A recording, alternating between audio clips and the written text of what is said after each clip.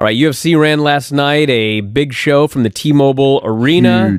Huge. I got to say that. So the Conor McGregor, and this is as of about 5 minutes ago, already had topped 10 million searches. And that's like Ronda Rousey numbers. I mean, so this show, if it was like the old method, seriously would have done like over 2 million buys. That's how ridiculous.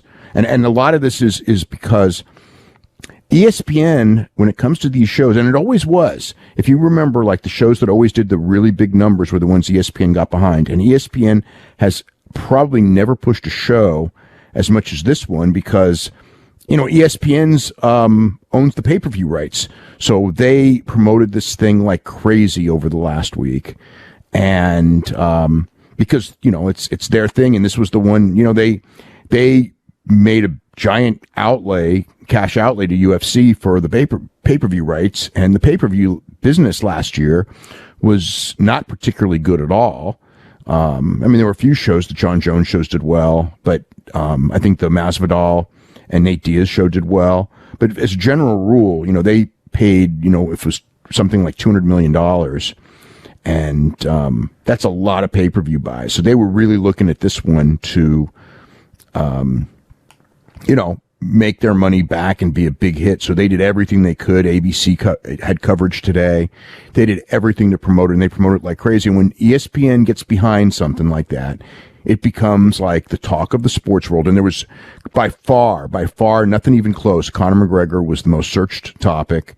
I mean, 10 million searches is like, you know, that's like a Super Bowl. I mean, you know, realistically, maybe a little below a Super Bowl, but it's just outrageous numbers. I mean, again, you know, McGregor's previous fights probably didn't do that. I mean, the Mayweather fight did, of course, but you know, it wouldn't do that many buys because there's so many people who are not going to buy streaming.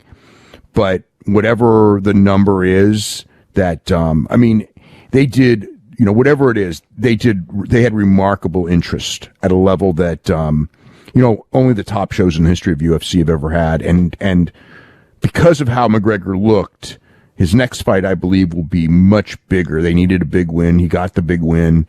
Dana was talking about Khabib as the next fight, but Khabib's got to get through Tony Ferguson. You know, they obviously on the show really wanted to push the idea of Masvidal. That would be a big fight as well. Usman would be a big fight. Is right after Conor won, Floyd posted wanting the idea of Conor and Floyd, which is like, of course Floyd wants that. It's easy money. There's talk about Conor and Pacquiao at the new stadium, the new football stadium that the Raiders are going to be playing in Las Vegas. So there's, you know, Conor needed the win.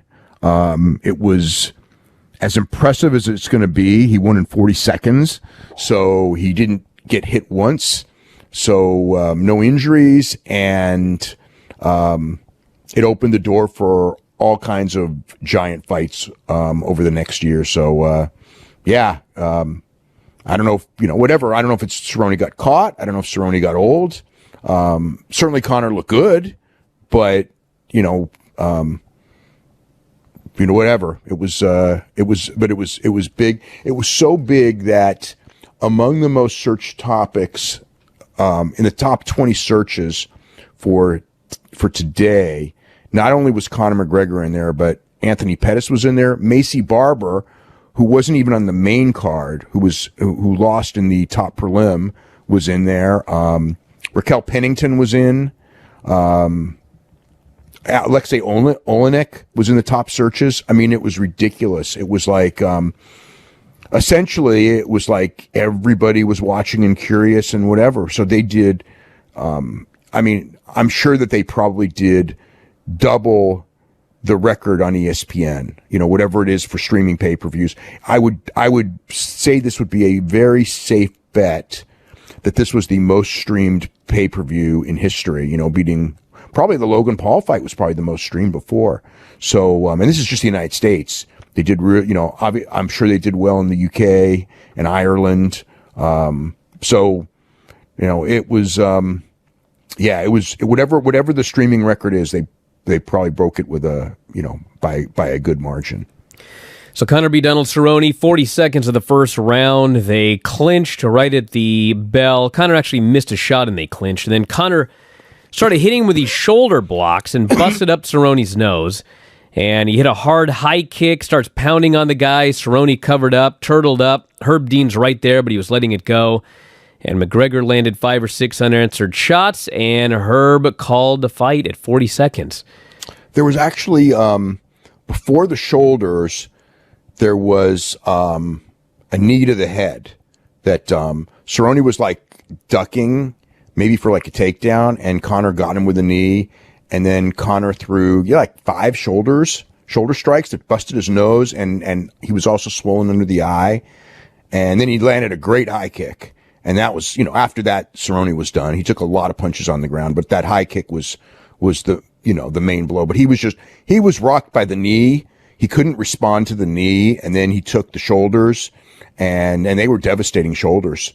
So, just shoulder right to the face. I've never seen shoulder shots so effective. It was impressive. We didn't really get to see, a lot of answers because it's in a 40-second fight. It's like you don't really know what you saw. It just it just happened.